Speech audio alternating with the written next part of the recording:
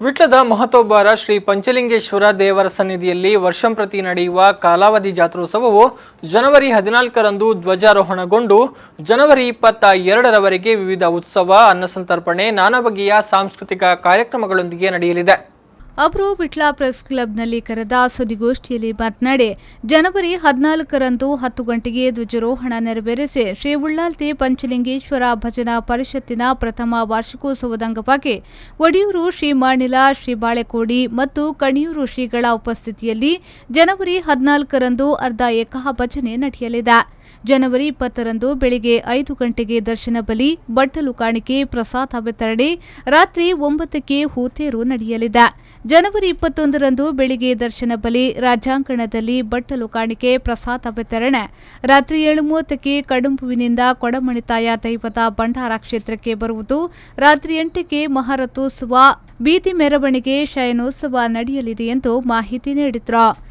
ಕಾಲಾವಧಿ ಜಾತ್ರೆಯು ನಾಡ್ದು 14 ತಾರೀಕಿನಿಂದ 22 ತಾರೀಕಿನವರೆಗೆ 9 ದಿವಸಗಳ ತನಕ ನಡೆಯುತ್ತದೆ. ಹಾಗೆ 14 ತಾರೀಕಿಗೆ ಧ್ವಜಾರೋಹಣ 10 ಗಂಟೆಗೆ ಪ್ರಾರಂಭವಾಗಿ ರಾತ್ರಿ ಲಕ್ಷದೀಪ ಅವತ್ತು.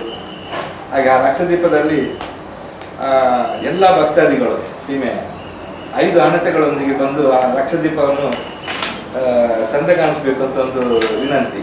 ಹಾಗೆ 3 ದಿವಸ ನಿತ್ಯೋತ್ಸವಗಳು, ಮತ್ತು 18 ತಾರೀಕಿಗೆ ಭಯದ ಬಳಿ ಉತ್ಸವ, ಹಾಗೆ 19ಕ್ಕೆ ಕೆರೆ ಜಾತ್ರೆ. ವಿಶೇಷವಾಗಿ ಅಂದರೆ ಈ ಸಲಕ್ಕೆ 3 ವರ್ಷ ಆಗ್ತದೆ ಕೆರೆಯಾಯನ ಅಂತ ಹೇಳ್ತಾರೆ. ಅದು ತೆಪ್ಪದಲ್ಲಿ ದೇವರನ್ನು